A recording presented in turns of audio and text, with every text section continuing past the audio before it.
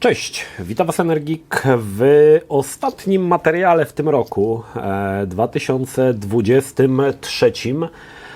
Prawdopodobnie w momencie, kiedy to oglądacie, jest 30, czyli tak naprawdę dzień przed Sylwestrem, więc warto by Wam tutaj teraz złożyć najlepsze życzenia, wszystkiego dobrego, zdrowia, szczęścia w nowym roku, aby spełniły się Wasze założenia, pomysły i żeby wszystko się układało lepiej niż w poprzednim, bo powiem Wam, że ten 2022, szczególnie końcówka teraz, kiedy były święta, dla mnie był dość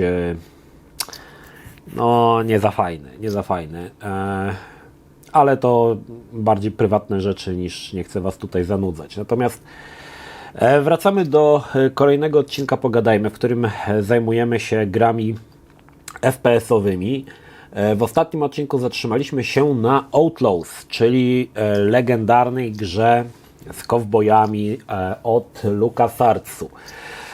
Kolejny tytuł to jest też ciekawa gra, ponieważ w momencie, kiedy wyszedł Duke Nukem i ten silnik Build zaczął się coraz bardziej robić popularny, no dużo tych firm zaczęło jakby swoje tam gry wydawać na buildzie i powiem Wam, że obok Duke'a, tylko dla mnie, jedna gra była na tyle dobra, która dorastała Duke'owi, dorastała do Duke Nukem 3D. Było to Redneck Rampage. Redneck Rampage to była gra, która miała ciekawy pomysł. Otóż wcielaliśmy się w jakiegoś takiego typowego amerykańskiego wieśniaka, rednecka, któremu porywają, chyba krowę porywali kosmici. W zasadzie fabuła nie była istotna, ale była to oczywiście gra w stylu Duke Nukem 3D, natomiast dziejąca się w takich amerykańskim chyba południu, tak, czyli takim zadupiu strasznym. Natomiast było tam kilka fajnych pomysłów. Już pierwszy poziom, kiedy odpalaliśmy grę i mieliśmy to rondo, po którym jeździ samochód, na ulicy chodzą kury i ten samochód te kury wszystkie rozwala i pióra latają. Pamiętam, że to było naprawdę fajna rzecz, która już wtedy mówię, wow, jakie to musi być dobre. I potem jak zacząłem grać, faktycznie Redneck Rampage miał dużo fajnych, takich odjechanych pomysłów. Z jednej strony szczególnie ten pierwszy poziom, były to poziomy niesamowicie rozległe. Pamiętam, że chyba żaden poziom z Duke'a nie był tak rozległy jak pierwszy, na przykład poziom w Redneck Rampage, gdzie naprawdę tam było gdzie chodzić i co zwiedzać. Sama idea była bardzo podobna jak w Duke'u i jeżeli graliście w Duke'a i odpalaliście Redneck Rampage, to widzieliście te podobieństwa, na przykład to, że krew wyglądała podobnie i spływała ze ścian. To było w zasadzie, można powiedzieć, że to był troszkę taki mission pack albo mod do Duke Nukem, który podmieniał, zamiast obcych mieliśmy jakichś wieśniaków ze Stanów Zjednoczonych, ale to i tak nie miało znaczenia, bo gra była naprawdę fantastyczna. Dodatkowo to już doceniłem później, bo pierwszą wersję, którą miałem Rednecka, to tak jak pewnie większość z Was miałem Ripa. I Rip miał to do siebie, że nie miał ścieżki dźwiękowej. To był spory błąd, bo ścieżka dźwiękowa Redneck Rampage jest niesamowita. To są właśnie takie piosenki, nie wiem jaki to jest gatunek, amerykański folk, nie wiem jak to nazwać nawet. Ale są tam naprawdę niektóre traki przezabawne. I potem wiele lat później, kiedy już miałem Rednecka w wersji pełnej, czyli z pełną wersję z muzyką, doceniłem jak to fajnie brzmiało, szczególnie kiedy dochodziła jeszcze do tego ta muzyka. Ale sam Redneck Rampage miał bardzo dobre pomysły według mnie. Widać było, że mnóstwo czasu poświęcono na to, żeby zaprojektować fajne poziomy. I te poziomy miały sens, to znaczy, nie wiem, wchodziłeś do jakiejś na przykład knajpy, znaczy oczywiście to nadal było uproszczone, bo to też tutaj musimy sobie jasno postawić tutaj sprawy, że gry na silniku Build były uproszczone, znaczy na tamte czasy może i to były bogate tła, ale dzisiaj patrzymy na nie i widać, że to są bardzo duże uproszczenia tam się znajdują. Ale i tak uważam, że lokacje były fajnie zaprojektowane, bo na przykład, nie wiem, wchodziłeś do domu, no to miałeś dwie na przykład sypialnie, w jednej sypialni chodziły świnie, były takie właśnie fajne pomysły dla nas, dla mnie przynajmniej, bo nie wiem, może nie wszyscy tak to dostrzegali, ale dla mnie jako osoby, która z redneckami ze Stanów nie miała zbyt wiele wspólnego, to było dla mnie takie dosyć egzotyczne. Oczywiście wiedziałem, że coś takiego istnieje, ale to było naprawdę fajny sposób to przedstawione i pokazane i przez to sama gra, czekajcie sobie tutaj tylko listę bardziej wyrzucę, sama gra no naprawdę się to w to dobrze grało i uważam, że do dzisiaj obok Duke Nukem 3D najlepszą grą na silniku Build jest Redneck Rampage. I było kilka tych gier jeszcze na silniku Build, ale w mojej opinii żadna z nich już nie dorównywała temu, co było przedstawione właśnie w Duke'u i w Redneck Rampage. No i mamy kolejny tytuł. To jest 97 rok. Ponownie od 3D Realms. I tutaj będzie niepopularna opinia. Wychodzi kolejna gra na silniku Build. Myślę, że dla wielu znana, czyli Shadow Warrior, czyli przygody Loanga. Powiem tak, ja nigdy nie lubiłem Shadow Warriora. Znaczy, doceniałem pomysły i faktycznie pierwszy poziom, kiedy wychodziłeś na ulicę, tam następował jakiś wypadek, to, że jeden z kluczy musiałeś zdobyć używając samochodzika zdalnie sterowanego i patrząc na ekranie, gdzie on jedzie, trzeba było go odpowiednio ustawić. To były dobre pomysły. Walka bronią białą, czyli kataną, kiedy przeciwnika na pół się przecinało, to były naprawdę dobre pomysły, ale ogólnie jeżeli patrzyło się na samego Shadow Warriora, mi się to aż tak bardzo nie podobało. Wolałem chyba jednak tematy właśnie redneckowe, duke'owe niż jakieś takie właśnie bardziej w stylu kung fu karate. Nie mówię, że to była zła gra, bo ona nie była zła. Ona była, też miała, każda z tych gier, to jest właśnie też ciekawe, że każda z tych gier, która była na silniku Build, dorzucała pewne pomysły, które były unikalne dla danego tytułu i to było fajne, tak?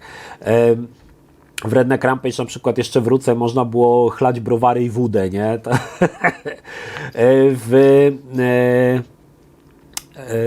Shadow Warrior mieliśmy właśnie tą broń białą, rzucanie shurikenami. Tam były naprawdę dobre, każda ta gra miała jakiś na siebie pomysł i to było fajne. Natomiast chyba najbardziej to, co zapamiętałem z Shadow Warriora, to jak się wybierało poziom trudności, było pierwsze You're a tiny grasshopper.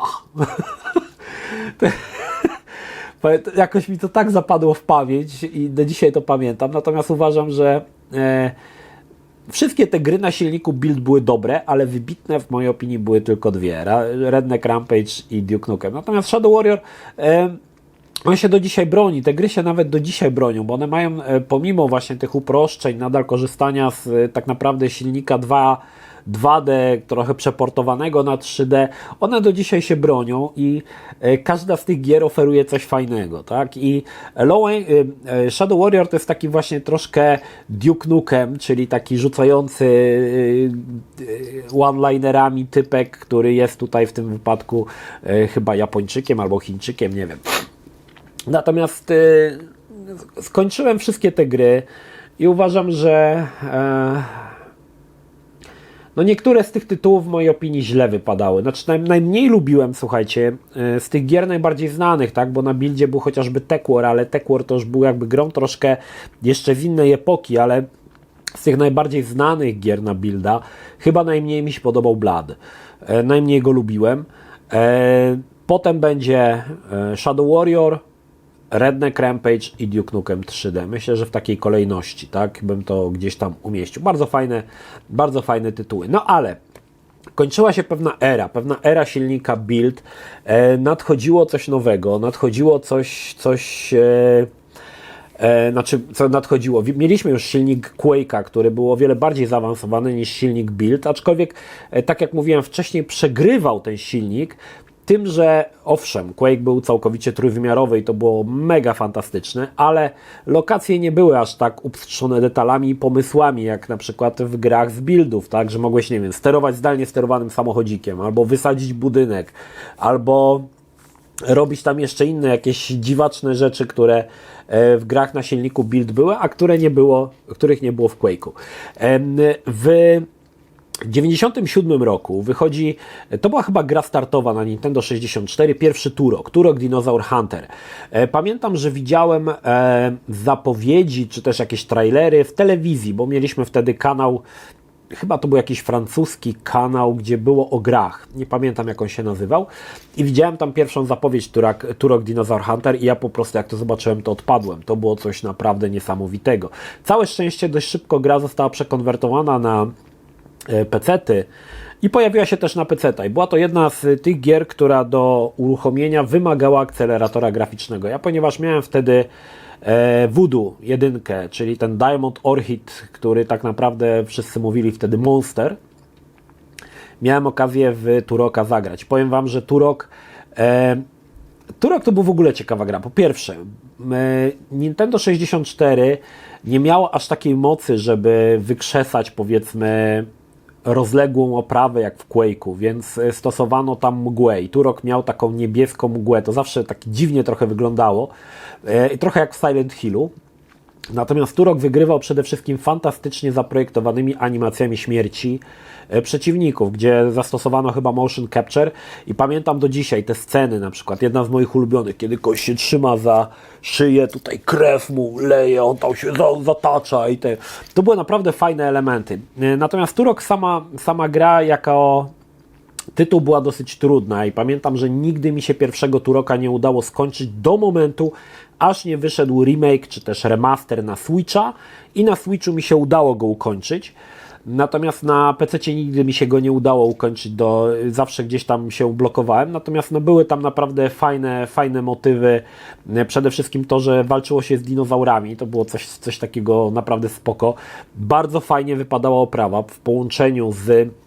Kiedy spojrzeliśmy na te wszystkie gry wcześniejsze, Duke'a, te wszystkie gry na silniku Build, które nie miały obsługi akceleracji, bo one nie miały obsługi akceleracji.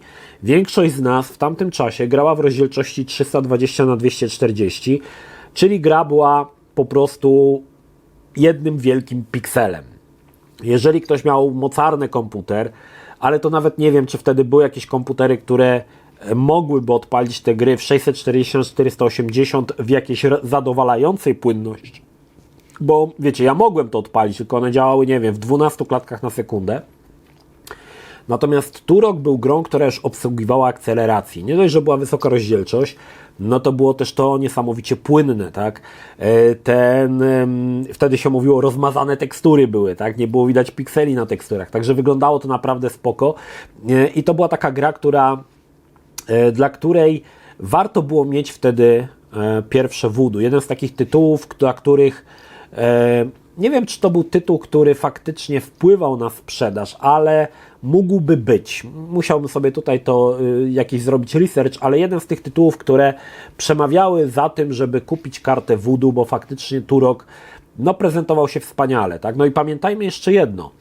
Żeby zagrać w tego Turoka, musiałeś mieć potężny komputer, powiedzmy nie przepotężny, tylko dosyć mocny komputer z kartą Voodoo, czyli z taką nowinką technologiczną, a z drugiej strony, jeżeli miałeś Nintendo 64, to Ci to działało od strzała, tak? Także było widać, że tutaj konsola Nintendo 64 już była, dość, powiedzmy, zaawansowanym sprzętem, aczkolwiek nie uważam, że była ona mocniejsza od PC-ta. Wydaje mi się, że tylko raz, w mojej opinii, nastąpiła sytuacja, kiedy konsole były mocniejsze niż ówczesne PC-ty. I to było za czasów premiery PlayStation 2. Ale to jest tylko moje takie zdanie. Uważam, że przedtem i potem, oprócz PlayStation 2, komputery zawsze wyprzedzały konsole. Natomiast faktycznie w przypadku PlayStation 2 wydaje mi się, że konsola na krótki czas, bo to też nie było jakoś tam niesamowicie długi okres czasu, ale na krótki czas konsola wyprzedzała wtedy PC-ty. Natomiast Turok, bardzo fajny tytuł, do dzisiaj uważam, że jest świetny. Pamiętam, że kiedy wyszła wersja na Switcha, ona wyszła od Limited Run, mam obydwa Turoki i bardzo chciałem sobie jeszcze raz to zagrać. Powróciły takie wspomnienia z moich pierwszych rozgrywek na PC-cie, takiego trochę też zagubienia, bo tak jak mówię, gra była dość... to nie był taki typowy FPS, do jakich przyzwyczaiły nas wcześniej, nie wiem, Duke Nukem czy inne tytuły, gdzie przechodziłeś planszę za planszą. Tam był hub, do którego często się wracało, otwierały się jakieś nowe drogi i tak dalej, i tak dalej. Przepraszam, jeszcze nie do końca wyzdrowiałem.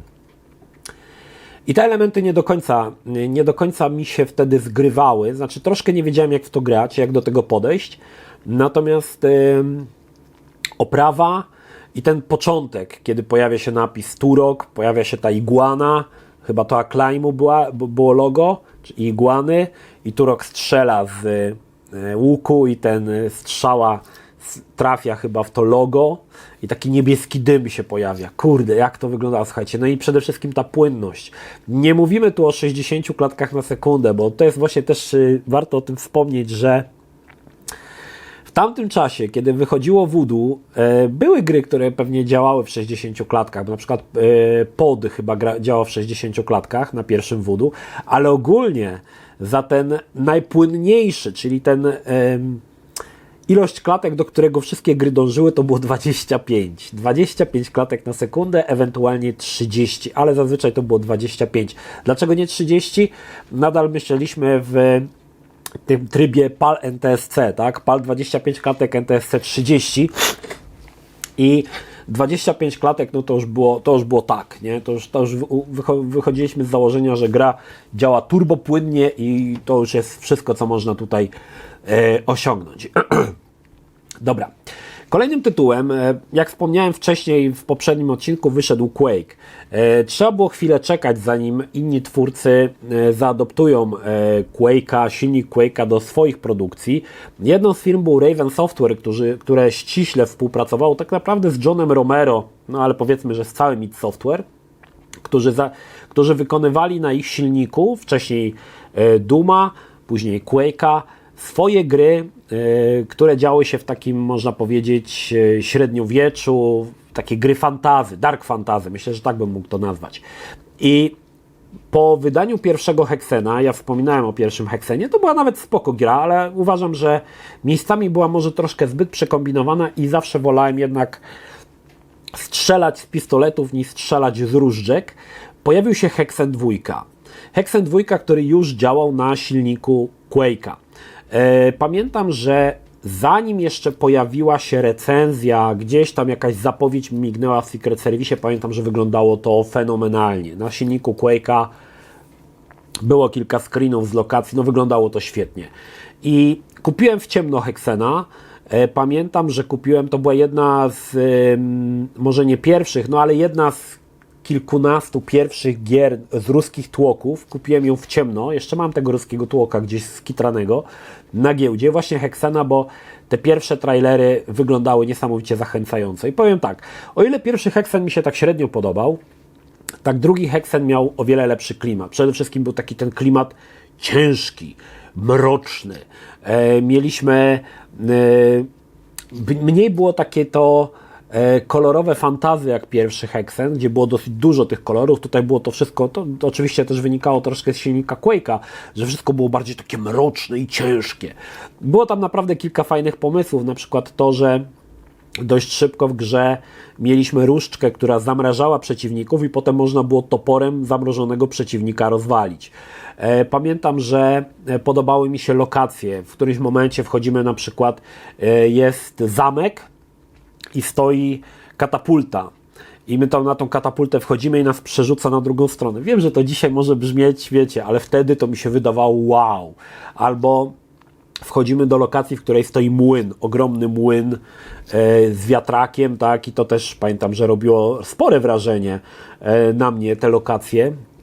Aczkolwiek no dzisiaj widać, że te gry świecą pustką, ale na tamte czasy w mojej opinii Hexen 2 wielokrotnie przewyższał to, co pokazał sobą Quake. Quake, obydwie gry były szarobure, to tutaj nie ma co do tego żadnych wątpliwości, natomiast rozległe lokacje lepiej wypadały w Hexenie. Tam bardzo dużo postawiono na lokacje otwarte, pod gołym niebem.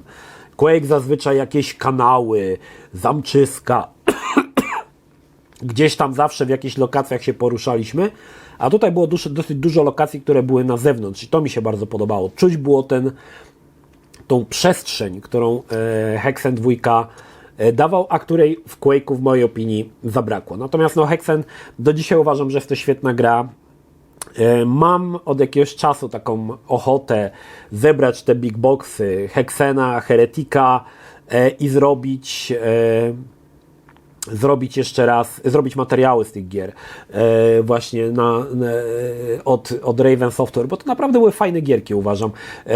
Ciekawe jest to, że gdy wyszedł Heretic 2, ale do tego jeszcze wrócimy, to już nie był FPS. Oni zrobili z Heretica 2 grę TPP. To było dosyć też ciekawy zabieg. Nie będziemy mówić tutaj o Hereticu 2, bo tak jak sama nazwa odcinka wskazuje, mówimy tylko o grach First Person Perspective, ale to był też ciekawy pomysł, żeby przenieść tą grę w tryb trzecioosobowy. Natomiast Hexen do dzisiaj uważam, że się broni. Dzisiaj jak w niego grałem, wydawał mi się trochę mniej mroczny niż zapamiętałem, ale możliwe, że miałem trochę za bardzo podkręconą gamę w grze, ale nadal te wszystkie ogromne lokacje, te przestrzenie, to nadal było. I owszem, dzisiaj jestem już obarczony, powiedzmy, historią ogrania setek, jeśli nie tysięcy gier, które nastąpiły po Hexenie 2 i na to patrzę inaczej, ale uważam, że gra nadal fajnie się broni i nadal jest tytułem, które dla fanów Dark Fantasy na pewno grą, którą warto sprawdzić. Kolejnym tytułem jest gra, która jest dość mało znana. Jest to Chasm the Rift. W Chasm the Rift grałem w demo, pamiętam pierwszy raz w CD Action i powiem tak, jakoś mnie to zachęciło, żeby tą grę sprawdzić. Potem miałem już pełną wersję. Gra miała, nie wiem na jakim to silniku działało, bo gra była już w pełni trójwymiarowa, czyli trochę jak silnik Quake'a. Wyglądało to, jakby wam powiedzieć, dzisiaj na tą grę, nie bierzcie, ja to tylko tak jakby postaram się wytłumaczyć, jak ja to widzę. Dzisiaj grając tą grę przypominała mi ona gry z Amigi, czyli FPS-y z Amigi. Oczywiście nigdy Amiga by nie ruszyła takiej gry jak Chasm the Rift, ale sama budowa, konstrukcja poziomów przypominała mi bardzo przeciwnicy, przypominała mi tak, jakbym pomyślał, że to jest gra właśnie z jakiejś Amigi. Natomiast gra była dość ciekawym pomysłem, bo też to była strzelanka w pełni trójwymiarowa, wszyscy przeciwnicy byli trójwymiarowi. Natomiast to, co zapamiętałem, Chasm to bardzo małe, ciasne lokacje. Te lokacje to były mikroskopijne, to aż było dziwne w ogóle dla mnie, pamiętam. I dzisiaj jak grałem, faktycznie ta ciasnota nadal w tej grze jest. To nie jest, że mi się kiedyś wydawało, to nadal jest ta ciasnota w tej grze istnieje. To, co było fajnego w Chasm the Rift, co nie było zaprojektowane w innych grach na silniku Quake'a, to to, że przeciwnikom na przykład można było oderwać ręce. Jeżeli strzeliłeś z bliskiej odległości z dwururki, na przykład w rękę, w której trzymał karabin, to mogłeś mu tą rękę odstrzelić. Mogłeś mu odstrzelić też głowę. Nie pamiętam, czy nogi też się odstrzeliwywało, ale to była też taka rzecz, która na swój czas była w pewien sposób nowatorska, może bym tak nazwał. Gra też miała ciekawe rozwiązanie designerskie, ponieważ wykorzystywała ona już grafikę trójwymiarową, w pełni trójwymiarową. Nadal można było coś takiego zrobić, to było chyba w opcjach, że można było zwiększyć pikselowatość grafiki, czyli była to gra 3D, ale z dużymi widocznymi pikselami. To było takie, była to jakieś chyba podejście designerskie. Podobnie zresztą chyba zrobiono w System Shocku, w remake'u System Shocka właśnie. Też bardzo podobnie to wcześniej pojawiło się właśnie w Chasm the Rift. Natomiast jeżeli chodzi o samą rozgrywkę, no nie było to tak płynne jak Quake, nie było to tak płynne jak, nie wiem, Duke, Doom, czy nawet Hexeny, czy Heretic. Była to niezła gra, aczkolwiek widać było, że to był tytuł, który coś starał się ugrać na poletku gier FPS-owych, nie wykorzystując gotowych silników, które już zyskiwały popularność, tylko ktoś próbował zrobić coś nowego i wyszło jak wyszło. Maluteńkie lokacje, ale sama gra była całkiem okej, tyle mogę powiedzieć. Nie mogę powiedzieć, że to był totalny krap, aczkolwiek wydaje mi się, że na tle tamtejszych tytułów troszkę ten tytuł jednak odstawał względem innych, powiedzmy, tuzów wielkich gier FPS-owych. Kolejną grą, o której chcę wam powiedzieć, to jest druga część ulubionej gry Arasha, czyli Star Wars Jedi Knight Dark Forces 2. Dość długi tytuł. Pierwszy tytuł Dark Forces był grą FPS-ową, która miała troszkę konkurować z Doomem i to się w mojej opinii udawało, bo tam naprawdę były dobre pomysły, natomiast druga część Dark Forces 2 szła o krok dalej, tak jak Quake szedł dalej względem Dooma, tak Dark Forces 2 szło dalej względem pierwszego Dark Forces. Przede wszystkim przedstawiono nowy engine się nazywał Sith i wszystko było już zrobione w trójwymiarze i korzystało z akceleracji 3D. I to był naprawdę ciekawy pomysł, bo gdy pierwszy raz grałem w Dark Forces 2, tam jest kilka takich elementów, które miały sprawić, bo dzisiaj to już na pewno nie sprawią, ale miały sprawić w tobie efekt wow. Pierwszym elementem to było, kiedy gdzieś tam na zewnątrz bazy, chyba w Nar Shaddaa, wychodziłeś i przelatywał ci przed oczami TIE Fighter. I drugą taką bez wątpienia ważnym elementem było to, ważną lokacją było, kiedy w jakiejś takiej bazie w górach widzisz stojącego ogromnego AT-AT czy AT-ST, teraz nie wiem, ten czteronożny. I to był taki właśnie klimat, że ten klimat Gwiezdnych Wojen się wylewał. No i oczywiście przeciwnicy. Nie jakieś wymyślne droidy, ale szturmowcy. Biali szturmowcy, klasyczni szturmowcy, których można było zabijać. I oni też byli całkowicie trójwymiarowi. Gra dalej kontynuowała historię Kyla Katarna. Natomiast względem pierwszej części Dark Forces, to co mi się wtedy podobało dzisiaj, to jest cringe. Dzisiaj oglądam to i to jest niesamowity cringe, ale w tamtym czasie uważałem, że to było coś absolutnie niesamowitego, czyli cutscenki z aktorami.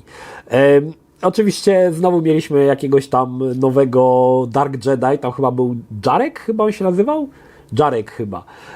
I dzisiaj się ogląda te cutscenki i po prostu śmiać się chce, jak patrzysz na tą grę aktorską, która jest tam praktycznie żadna, ale w czasie, kiedy gra wyszła, to ja po prostu gały takie, japa do ziemi i się oglądało, nie? I że tam w ogóle, że oni walczyli na miecze świetne w cutscenkach, panie, co to było?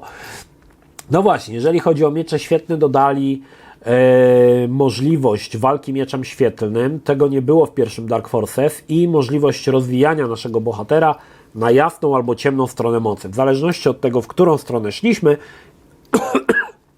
mieliśmy dostęp do odpowiednich mocy, tak? Dark Jedi mógł na przykład razić piorunami, tak? To coś takiego było. I pamiętam, że chyba najgorszym elementem z całej gry była właśnie walka na miecze świetlne, bo z każdym bossem trzeba było walczyć na miecze, ale ten element nie był w ogóle jakby, nie do końca było wiadomo, co tam się dzieje, machasz tym mieczem, nie wiadomo, czy zadajesz, czy nie, jakoś tak to było dziwnie zrobione. Oni to potem poprawią w kolejnej części w Jedi Outcast i Jedi Academy, ale w Dark Forces 2 było to totalnie losowe. Pamiętam, że bardzo pomagało to, i to też jest ciekawostka, że gra umożliwiała przełączenie trybu z pierwszoosobowego do trzecioosobowego.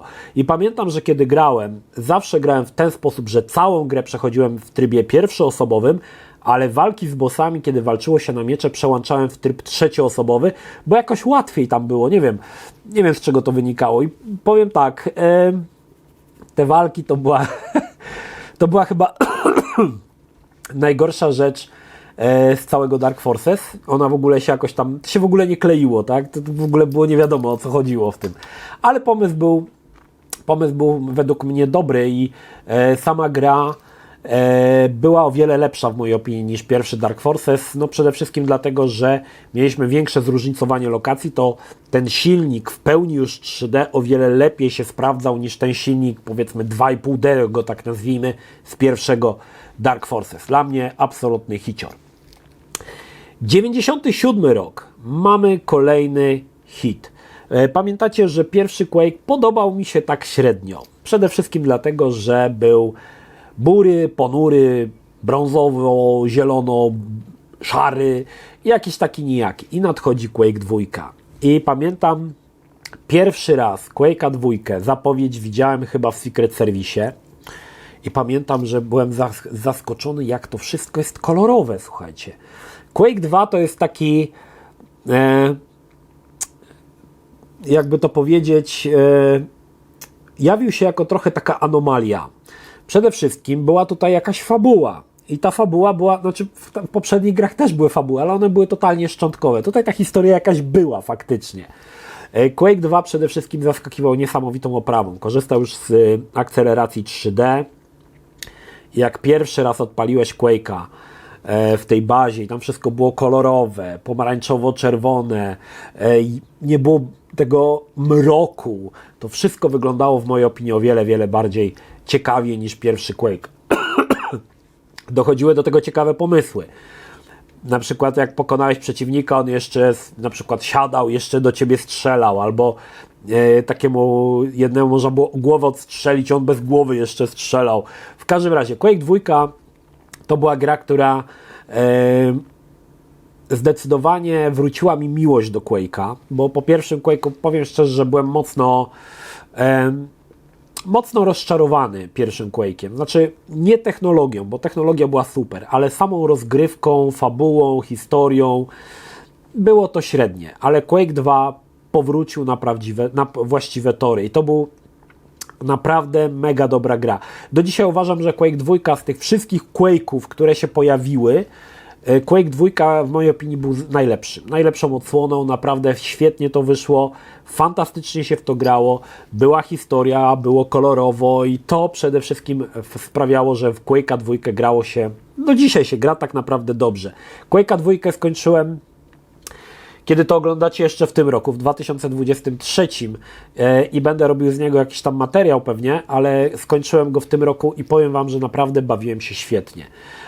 Warto zwrócić uwagę, że jeszcze dla osób, które szukają w Quake'u jakichś powiedzmy nowinek technologicznych, jest też gra, wersja gry od Nvidii, która obsługuje śledzenie promieni. Aczkolwiek powiem Wam, że porównując pierwszą wersję Quake'a i Quake'a ze śledzeniem promieni, ja bym wybrał tą pierwszą wersję, tą najbardziej klasyczną. Jasne, to śledzenie promieni dodaje mnóstwo fajnych smaczków graficznych i tak dalej, ale uważam, że ten Quake klasyczny jest lepszy, lepiej się broni niż ten nowy, ale jak ktoś chce, to pewnie można spróbować zagrać. Natomiast Quake 2 fantastyczna strzelanka. Naprawdę uważam, że id Software udało się zrobić ponownie dobrą strzelankę, która w mojej opinii, dla mnie, sprawiała mi masę frajdy. Nie mogę tego powiedzieć o pierwszym Quake'u, gdzie miejscami strasznie zamulał ten Quake i irytował. Tutaj wszystko było tak, jak powinno być. I jeżeli nie graliście w Quake'a, chociaż ciężko mi w to uwierzyć, że ktoś nie grał w dwójkę Quake'a, ale jeżeli nie graliście w dwójkę Quake'a, zagrajcie, ta gra do dzisiaj naprawdę się broni.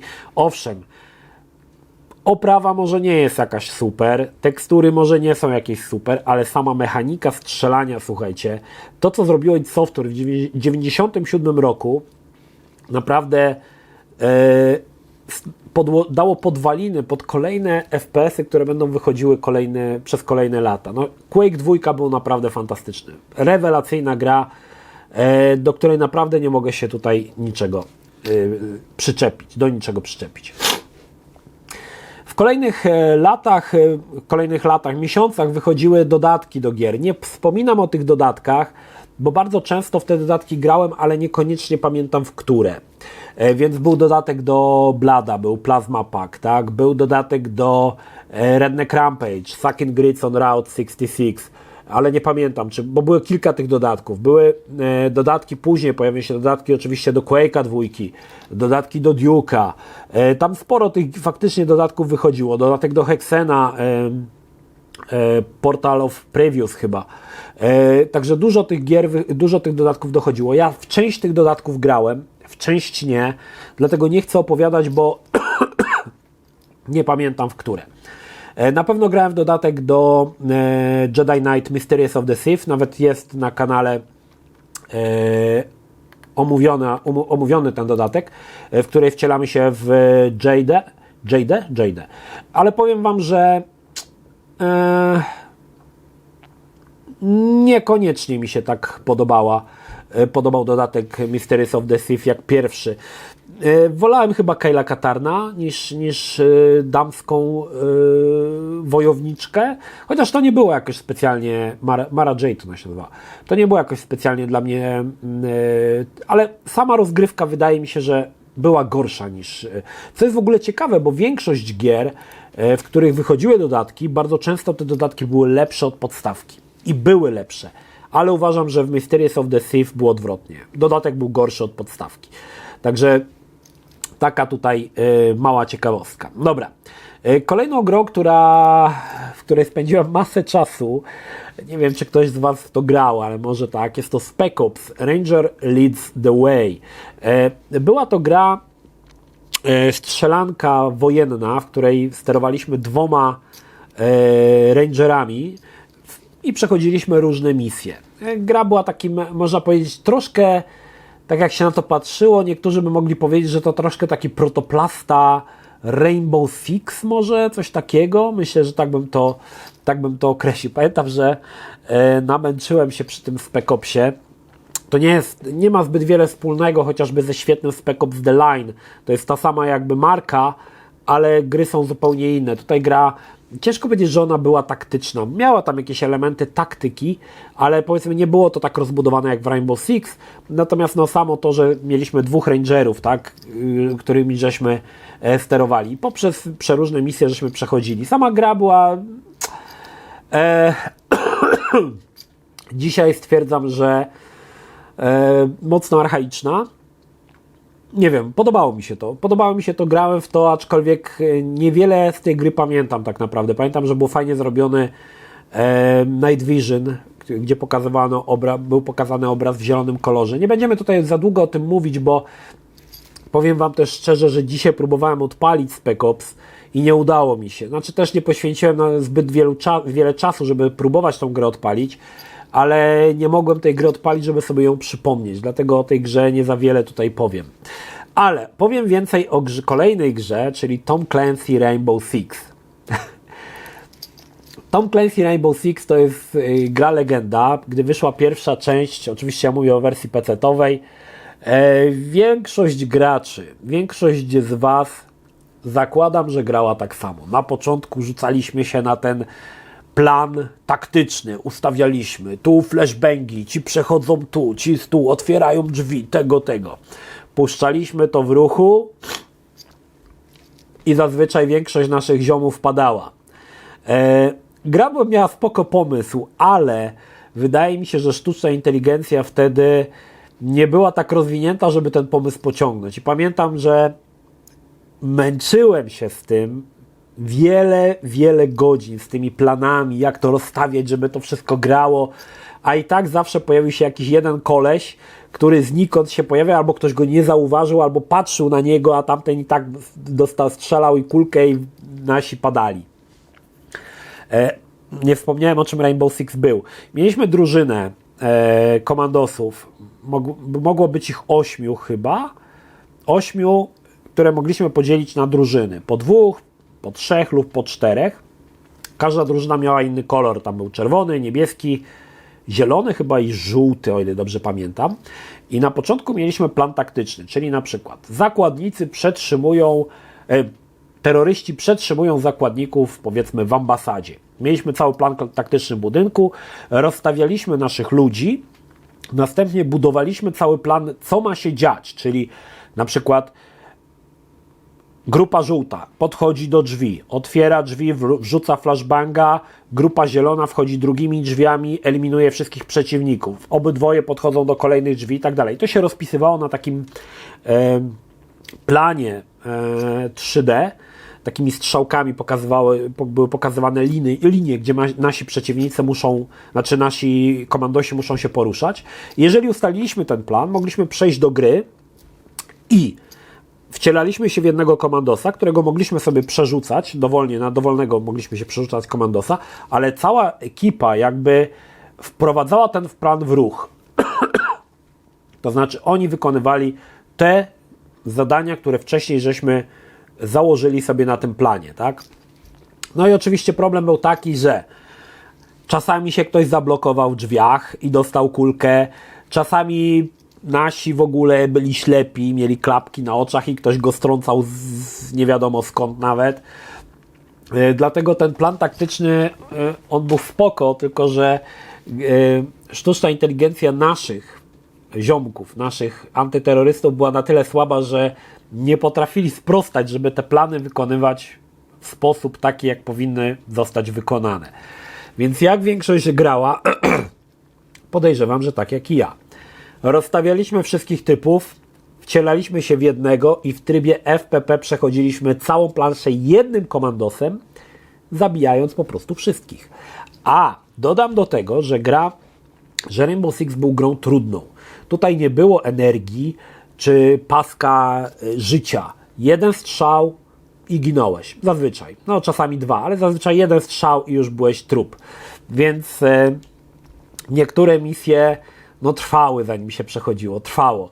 Rainbow Six to też gra, która doczekała się ogromnej liczby dodatków. Ja się tutaj posłużę teraz listą. W każdym razie, słuchajcie, Rainbow Six to gra trochę taka, można powiedzieć, jeżeli próbowałeś przechodzić tak jak ja, czyli jednym typem całą misję, to była gra dla masochistów. Nie wiem, po co ja sobie to robiłem, ale po ukończeniu pierwszego Rainbow Sixa grałem niemal we wszystkie dodatki Rainbow Sixa, jakie się pojawiały. Czyli był Eagle Watch, potem był Rogue Spear Urban Operation, potem był, tego chyba nie grałem, Rogue Spear Covert Ops Essential, w tego chyba nie grałem, ale grałem w Rogue Spear Blackthorn. We wszystkie tych dodatków była cała masa. I w każdej te gry, chyba do części trzeciej, czyli do Rainbow Six 3, nadal opierały się na budowaniu tego całego planu i próbie wykonania go bezbłędnie. Co ciekawe, tu jeszcze mały taki sidetrack, Sierra rozwiąże ten problem, czyli brak inteligencji wśród naszych antyterrorystów i zrobi to w SWOT-cie trójce i zrobi to o wiele lepiej. Po pierwsze, połączy, tam już nie mieliśmy taktycznego planu, mieliśmy oddział SWOT, który wchodzi do budynku, ale mogliśmy wydawać naszym ziomkom rozkazy w czasie rzeczywistym, czyli podejść do drzwi i on podchodził, otwórz drzwi, otwierał, wrzuć granat, wrzucał granat. To wszystko jakby działo się na naszych oczach, także można było, ale wydaje mi się, że Rainbow Six był taką grą, która troszkę była za bardzo ambitna. No i jeszcze tutaj wchodzi jedna ciekawa historia związana z Rainbow Six. Mówiłem o tym w Pogadajmy, ale może niektórzy nie słyszeli. Kiedyś moi rodzice wyjechali na wakacje do Włoch na 2 tygodnie, a ja, ponieważ byłem sam, dzwonię do mojego kumpla juniora, mówię, stary, chata u mnie jest, bierz kilogram, wpadaj z kompem, będziemy grać. No i chwila później junior z kompem, całym, bo to wtedy wiecie, jak chciało się grać po sieci, to trzeba było z całym komputerem przyjechać, z monitorem, to się łączyło kablem. Przyjechał, mieszkał u mnie 2 tygodnie, słuchajcie, i przez te 2 tygodnie my non-stop w gry, nie? Non-stop w gry. I najlepsze było to, że graliśmy w Rainbow Sixa i chcieliśmy mieć kontakt ze sobą, bo ja siedziałem w jednym pokoju, on siedział w drugim, drzwi były pozamykane i chcieliśmy się komunikować poprzez słuchawki. Miałem taki telefon, który miał 2 słuchawki. Miał jedną bazę, ale miał 2 słuchawki i te słuchawki działały także jako interkom.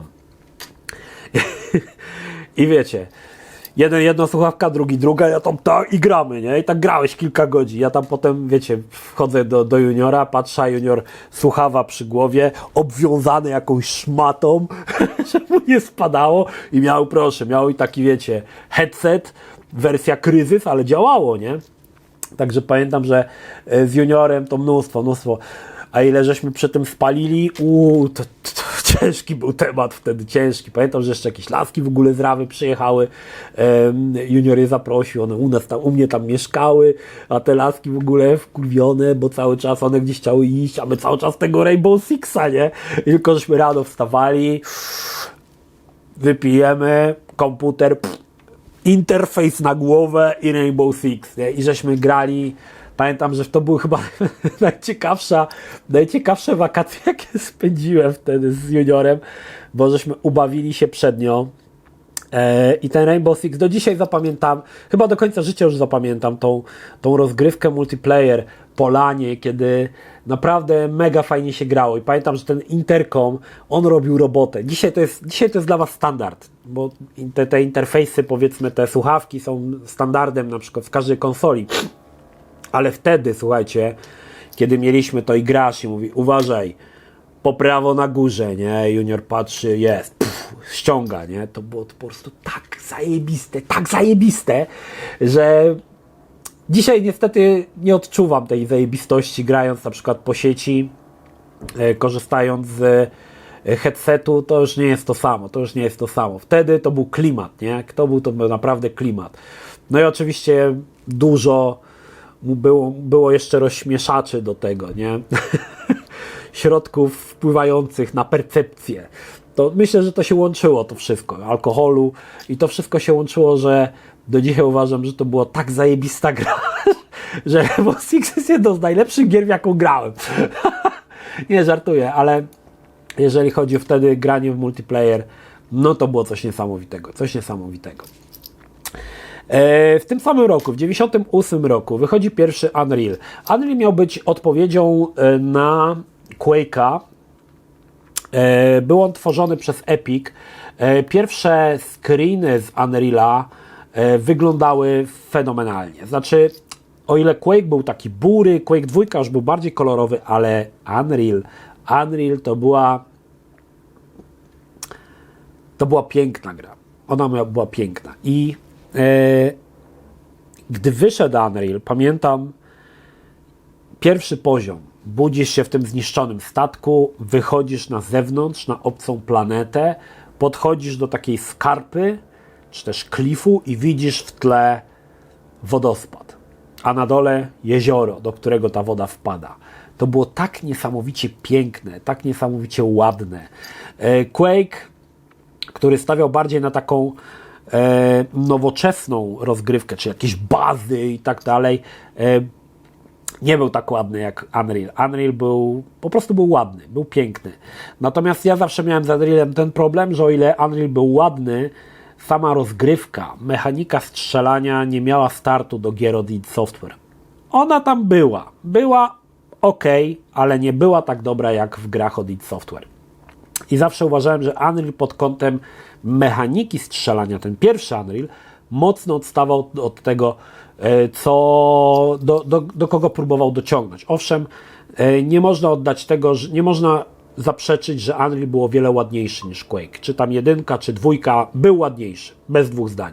Ale jeżeli chodzi o samą rozgrywkę i model strzelania, no w mojej opinii Unreal wypadał tutaj niestety troszkę gorzej. I pamiętam, że gdy go ukończyłem, nie mogę powiedzieć, że bawiłem się tak dobrze jak przy kończeniu chociażby Quake'a 2, tak? Natomiast na pewno był ładny, tak? Był tam ten moment, kiedy mówię, bo to jest, kiedyś taki film chciałem nagrać, tylko w sumie trochę mi się to rozmyło. Rzeczy, których wszyscy gracze próbowali w danym okresie. I to są pewne takie elementy, które każdy gracz, grając w daną grę, zawsze robił. Żeby zrozumieć, o co chodzi, już Wam mówię przykład. Pierwszy Need for Speed, poziom chyba Forest, brało się Lamborghini, rozpędzało się go do 320 i jechało się na czołówkę z samochodem i patrzyło się, jak jest wypadek. I tego wszyscy to robili, bo wszystkich to ciekawiło. W Unrealu tym elementem, którego wszyscy próbowali, to było podejście do tej skarpy i próba zeskoczenia z tej skarpy do wody, co chyba się nie udawało, bo tam można było zejść na dół, ale nie udawało się zeskoczyć, bo się rozbijałeś o podłoże.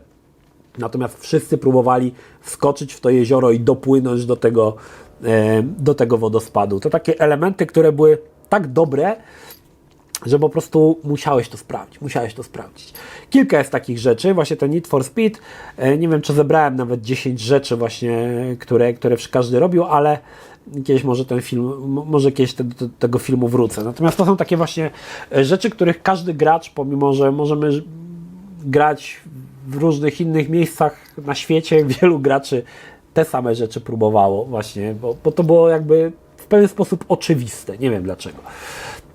W każdym razie Unreala kończyłem również w tym roku, jakoś na początku i nadal uważam, że Unreal mocno odstaje, zwłaszcza, że kończyłem go zaraz po ukończeniu Quake'a 2, widziałem sporą różnicę pomiędzy modelem strzelania.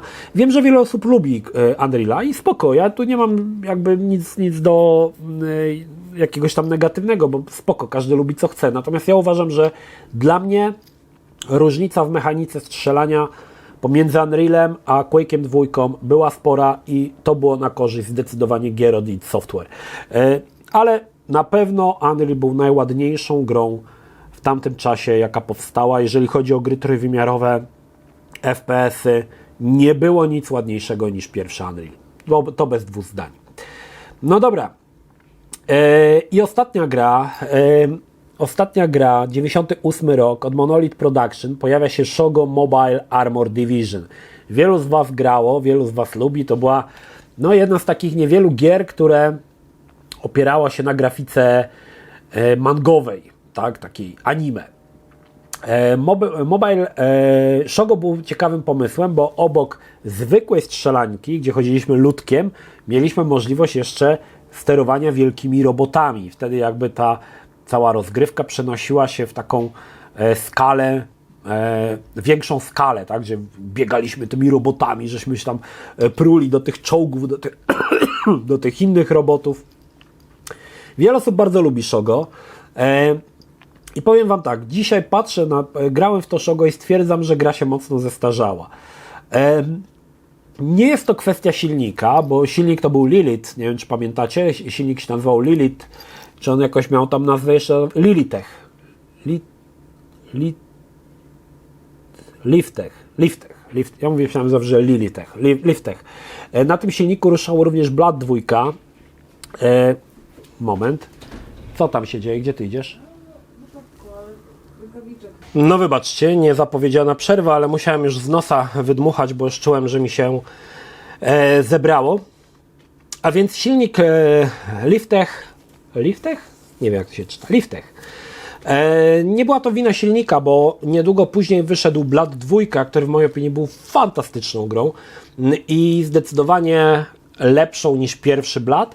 Jeżeli porównamy do Shogo, bardziej mi się ta gra podobała, ale wiele osób bardzo lubi Shogo i wiele osób uważa, że to była naprawdę mega fajna gra. Ja nie mówię, że to była zła gra, bo była ciekawa, była pomysłowa, natomiast powiem Wam, że skończyłem ją raz i nie miałem jakiejś potrzeby grania ponownie. Co to oznacza w ogóle? Dlaczego o tym mówię?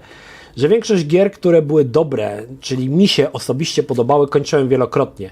W tamtych czasach do gier się wracało, kończyło się po 2-3 razy i odkrywało się czasami te gry na nowo. Natomiast tutaj muszę przyznać, że Shogo skończyłem raz i jakoś może to ta animowana stylistyka jakoś do mnie nie przemawiała. Na pewno najbardziej mi się podobało, kiedy wsiadało się do mecha i się waliło w tych mechach, nie? Walczyło się w tych mechach. To było fajnie pokazane, ta skala, to było super. Aczkolwiek to też trzeba przyznać, że były już na rynku gry o mechach, które robiły to lepiej, tylko że te gry nie były takimi typowymi strzelankami, tylko były głównie to gry oparte bardziej na symulacjach, tak? Symulacji mecha. Natomiast Shogo do dzisiaj, miło wspominam, aczkolwiek pamiętam, że równocześnie grałem w Shogo i grałem w Blood 2. Nie wiem, czy nawet nie grałem naprzemiennie, raz w to i obydwie gry działały na tym samym silniku i Blood był świetny, uwielbiałem Blooda, a Shogo jakoś mi tam miejscami nie pasowało, no. Także tak to trochę się poskładało. Dobra, słuchajcie, na tym się zatrzymamy. Kolejny odcinek zacznie się od najważniejszej gry świata, czyli od Trespassera. Mógłbym pominąć, bo już w sumie tyle o tym Trespasserze powiedziałem, że szkoda gadać, ale nie byłbym sobą, gdybym nie wspomniał o Trespasserze. To jest dla mnie bardzo ważna gra i Trespasser na pewno się w tym odcinku nowym pojawi. Dajcie znać, czy Wam się podobało. Ja jeszcze raz z całego serca chciałbym Wam życzyć udanego Sylwestra, szczęśliwego Nowego Roku i żeby wszystkie plany w nowym roku Wam się spełniły. Odnośnie moich planów związanych z kanałem w nowym roku, pewnie sobie powiemy w 2024 gdzieś na początku, bo planów mam sporo. Nie wiem, ile z nich wypali. Na pewno dużo będzie nowego podejścia do tematu. Mam sporo pomysłów, które będę starał się realizować. No i chciałbym Was z nimi zapoznać, żebyście też wiedzieli, co nas czeka w 2024. Także jeszcze raz szczęśliwego Nowego Roku, bawcie się dobrze i do zobaczenia w 2024, gdzie mam nadzieję będziemy dalej kontynuować historię FPS-ów, ale również też innych projektów, pomysłów, które będę, mam nadzieję, realizował. Bardzo bym chciał. To tyle. Pozdrawiam Was, Energik. Trzymajcie się. Do następnego. Cześć. Jeśli film Ci się podobał, zachęcam do subskrypcji lub wsparcia mojego kanału na portalu patronite.pl. Film o podobnej tematyce znajdziesz tutaj, natomiast z drugiej strony znajdziesz film wygenerowany przez platformę YouTube. Zachęcam również do odwiedzenia moich social mediów, grupy Energikowcy na Facebooku oraz serwera Discord. Linki jak zwykle w opisie.